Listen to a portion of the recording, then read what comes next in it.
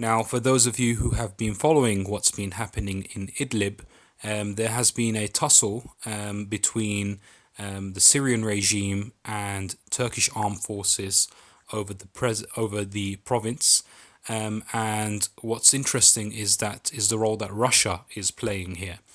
Now, Idlib is unlike other non-regime controlled areas in Syria. Now, when we say non-regime, we are speaking about, the biggest chunk of Syrian territory, which is not controlled by the regime, is east of the Euphrates, which is controlled mainly by the Syrian Democratic Forces, a US-backed faction, a militia, mainly run by pro-PKK YPG members.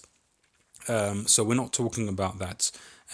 We are also not talking about the directly Turkish-controlled areas of Afrin, northern Aleppo, so on and so forth.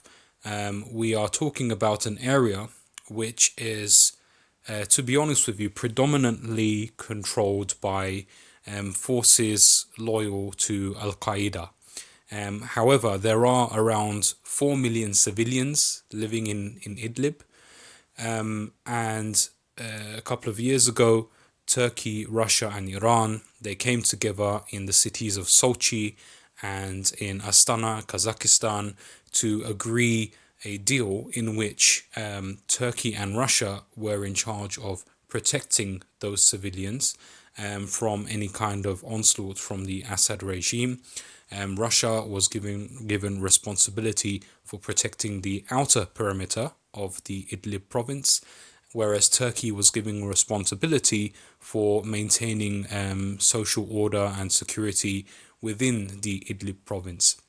Under that deal, Turkey established a number of outposts around the perimeter of Idlib, and it was the responsibility of these outposts really to kind of ward off any kind of assault by the Syrian regime into Idlib, which would potentially harm civilians and cause many people to be displaced and to come rushing towards the Turkish border as refugees.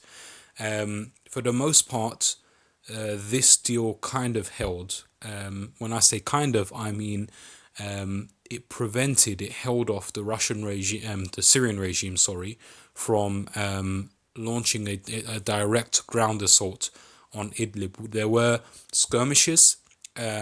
Often some of these skirmishes were taking place directly next to the Turkish outposts. There were airstrikes, yes. There were shells that were fired into Idlib and from Idlib to Syrian regime-controlled territories as well. There were skirmishes like that. But for the most part, Turkey maintained security and order in Idlib while the Syrian regime was making advances in other parts of Syria against the opposition. Now, after the Syrian regime had taken control of most of Syria besides the SDF-controlled territories east of the Euphrates, the Syrian regime started to turn its focus onto Idlib. So this put Russia in quite a awkward position because on one hand, Russia was a party in the deals of Sochi and Astana to maintain Idlib as a ceasefire and de-escalation zone.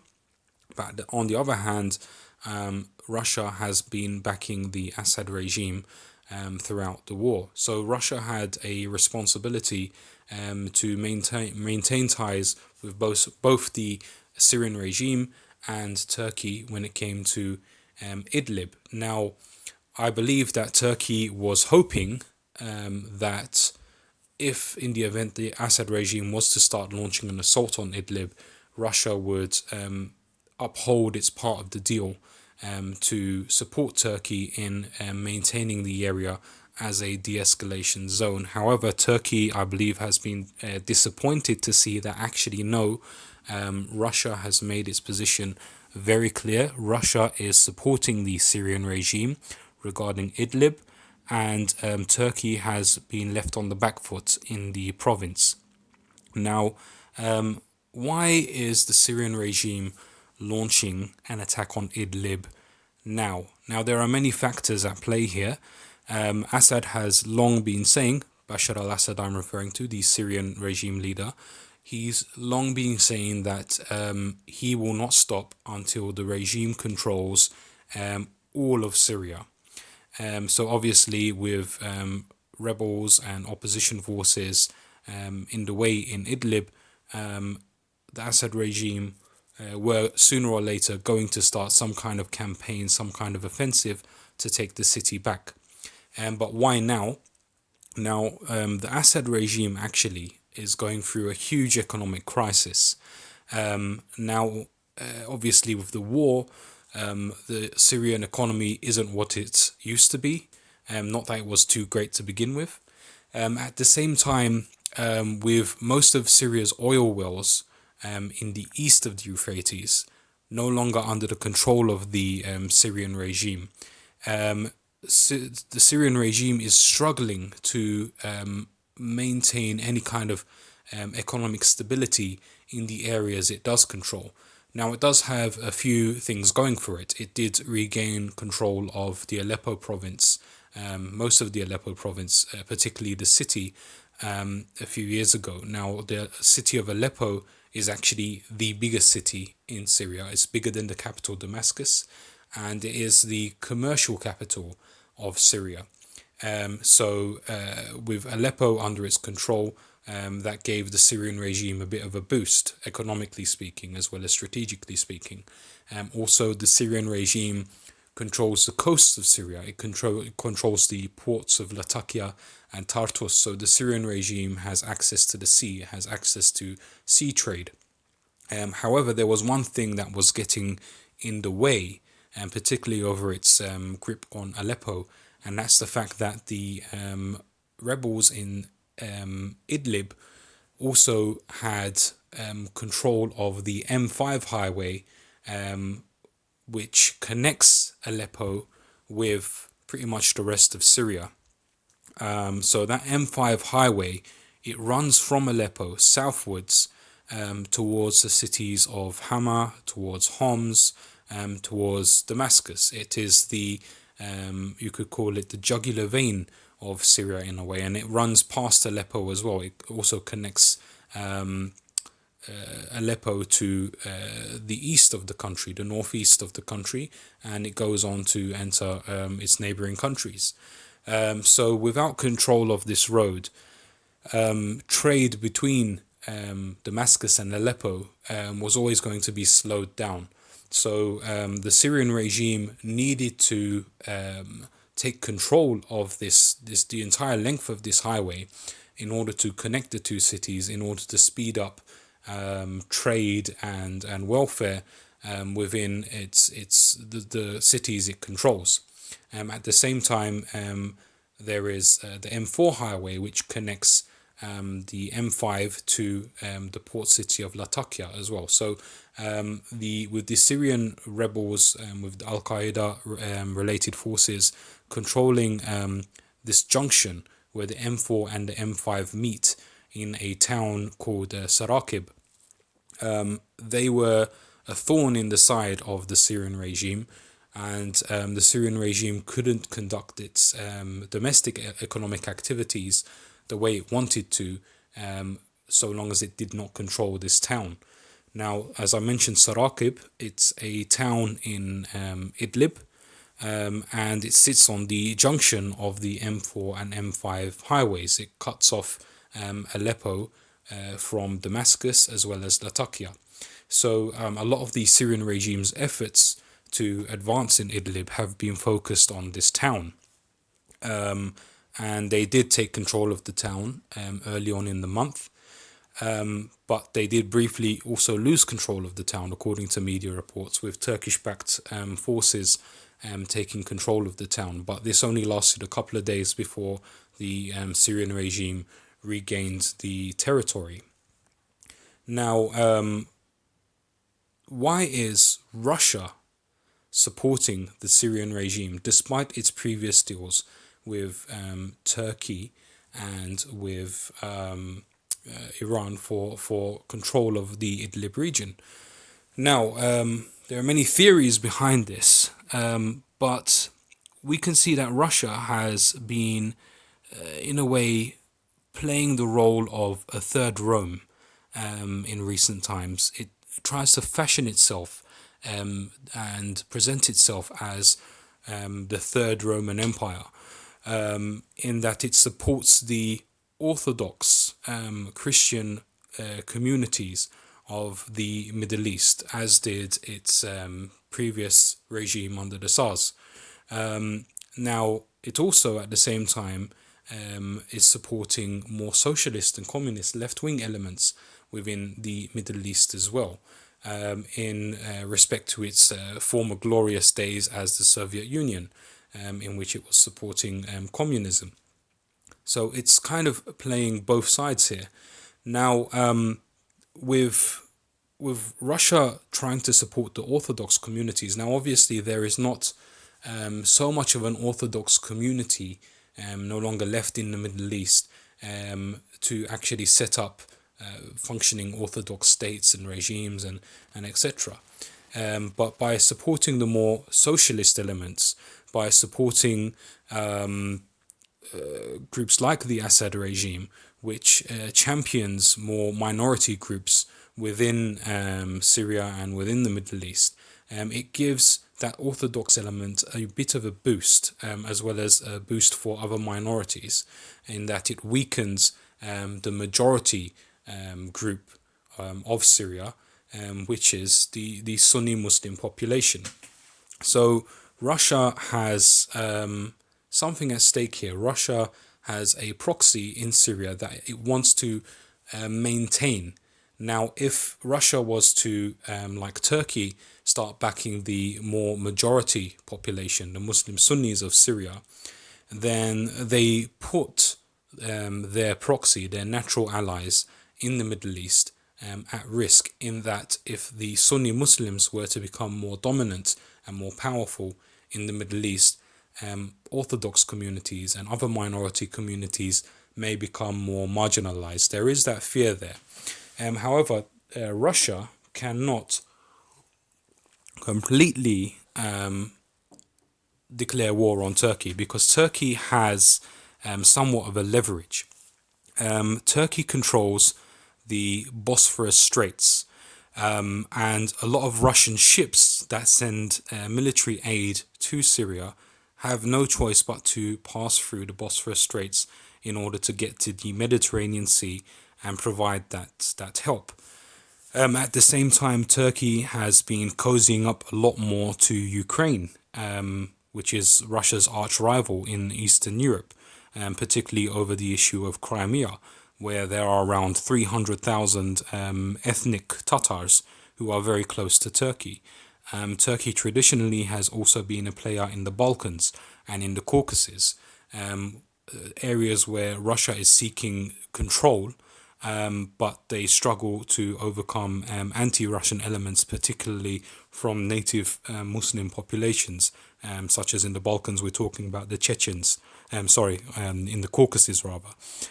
Now, Turkey, if Turkey wanted, they could actually start inciting some kind of trouble in the Caucasus against Russia, and this is not something that Russia can afford right now, because if trouble was to start in the Caucasus, if the war with the Chechens, for example, was to restart, and if the Chechens were actually successful this time, it could cut off the land bridge between Ukraine and Kazakhstan, completely cut off Russia from the oil-rich region of the Caucasus, and also cut off Russia from access from the Black Sea and the Caspian Sea. It is not a war that Russia can afford to have right now, especially a war that they can afford to lose, because it would literally destroy Russia economically.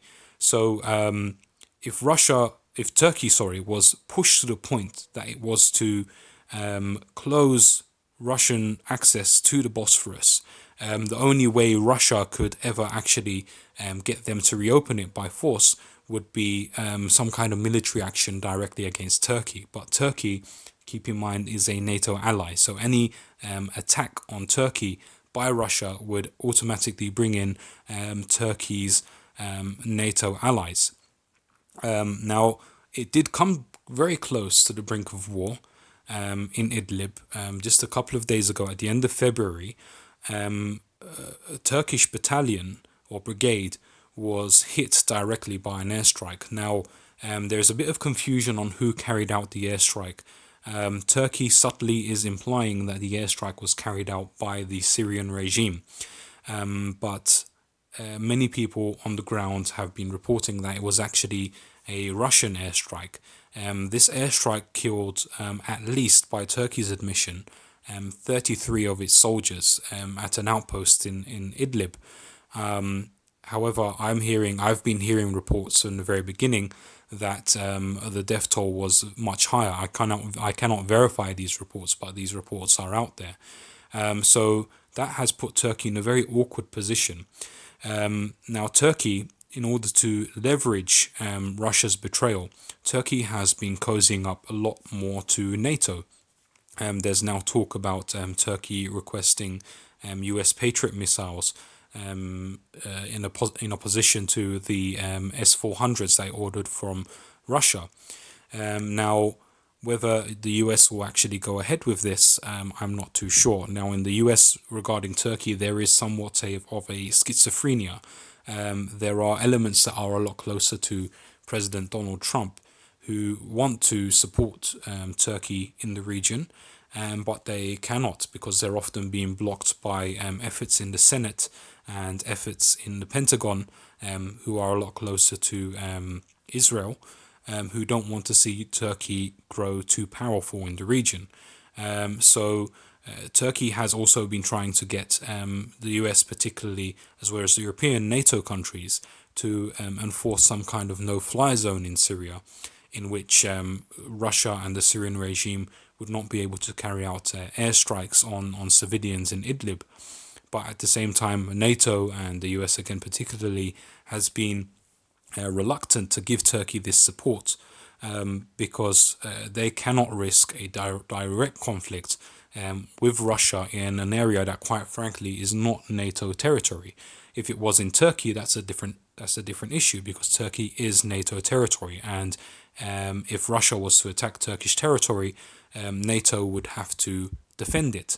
But when it comes to Syria, Syria is not NATO territory, and it's quite frankly fair game. So so NATO cannot take that risk.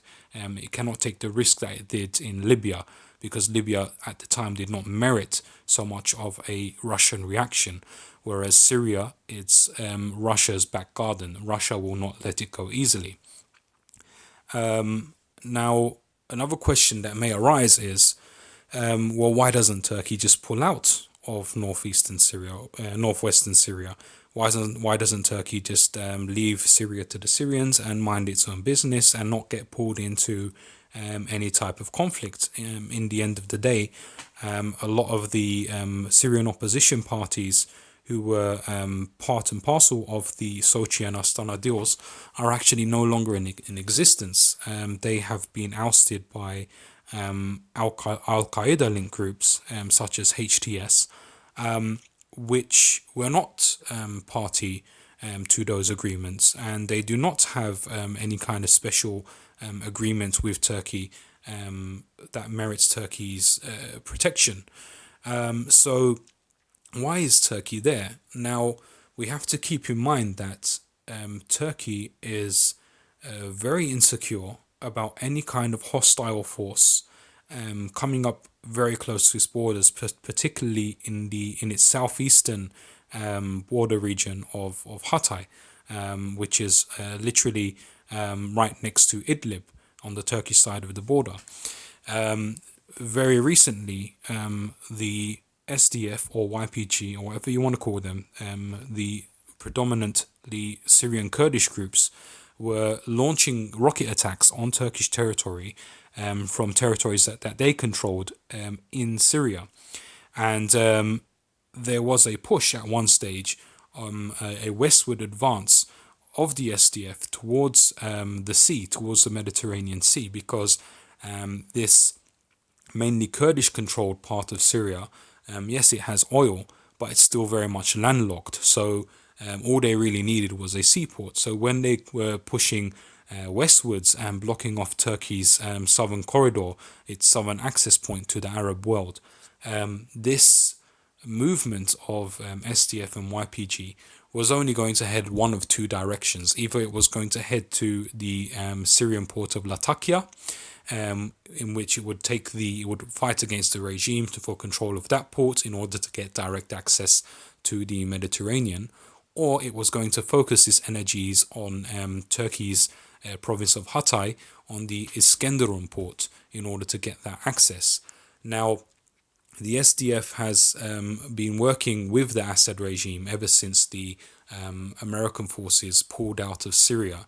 And they are ideologically quite similar to each other in that they're both socialists. Now, when it comes to Turkey, Turkey is a very strong and united country. It would not be very easy to attack Turkey and take the port of Iskenderun while Turkey is in this state of unity and strength. However, we have to keep in mind that as strong as united as Turkey is, overnight anything can change. Now, we had a reminder of that in 2016 in July, when a military coup attempt happened in Turkey, and literally overnight the entire game was about to change. Now, if that military coup had been successful, which it wasn't, but if it had been successful, it wouldn't have been like previous military coups in Turkey where a new government was just immediately installed and people just got on with it. That coup would have faced resistance, a lot of resistance from supporters of the current government, and Turkey would have been in civil war. There would be a lack of legitimacy in the Turkish administration, with two sides trying to take control. And I believe with the HDP, the predominantly pro-PKK Kurdish municipalities in southeastern Turkey, they could have used the opportunity to call Turkey a collapsed state, a failed state, and to declare independence, unite with the SDF, YPG in Syria, and then launch some kind of offensive together, a united Kurdish offensive, to take the port of Iskenderun. That could have happened. That might have been the situation that we would have found ourselves in today had that coup attempt been successful, but it wasn't. And at the same time, even today there are still rumors, there are still reports going around that Turkey could face another military coup at any stage. Turkey has rebuffed these rumors. I don't know how true they may or may not be. It's not my place to comment on that. But there is always that threat in Turkey. So Turkey has this insecurity. And in fact, they have a reason to be insecure because we have also seen reports that earlier this year, the Assad regime and the SDF had held talks in which they discussed cooperation in retaking the city of Idlib. The Assad regime requested the SDF support in retaking Idlib, and in return, the Assad regime was going to give the YPG, the Syrian Kurds, support in retaking Afrin, which would have left the Hatay province, Turkey's Hatay province, completely exposed to any kind of attack. Now, keep in mind that also Syria has long made claims over the Hatay province. They consider the Hatay province traditionally a part of Syria. So in a state of war, it's all fair game, really. So Turkey is very insecure about that, and they're going to do their absolute best to make sure that that doesn't happen. So that's why with Turkey's recently announced operation in Syria, Operation Spring Shield, they're not just attacking the Syrian regime along the perimeters of Idlib. They are also focusing their assaults on the town of Tel Rifat, which is in Aleppo and still under YPG province control. So Turkey, that's Turkey's take on that. Now, on the 5th of March, we are expecting a summit to take place between Turkey's President Recep Tayyip Erdogan and Russian President Vladimir Putin in Moscow. Erdogan is expected to arrive in Moscow on the 5th of March to discuss some kind of de-escalation of tensions between Turkish forces and Russian forces. Now, the town of Saraqeb again will most likely be mentioned. Now, I mentioned that Saraqeb right now, as we speak, is under control of the Syrian regime. So that puts Turkey in a slightly weaker position when going into this summit. But at the same time, both Russia and Turkey have been flirting with one country in particular, and that country is France. Because with Turkey now looking to kind of bring in the NATO forces into Idlib in order to strengthen its hand there, Russia is also looking for a way to make sure that that doesn't happen.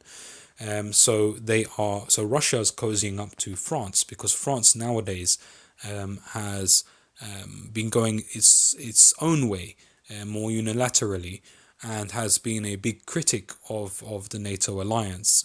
France, under President Macron, has been looking more towards a united European army, which could possibly rival or even render NATO obsolete. And France has a good reason for this as well, because France is actually losing its influence, particularly in North Africa and the Middle East, and France is looking to reassert itself in the region. So France is looking for a way in. It's just a matter of who can promise France, who can open the door for France. Now, Turkey is actually giving France that opportunity by inviting them, as well as other NATO countries, to get involved in Syria in order to prevent the slaughter of civilians.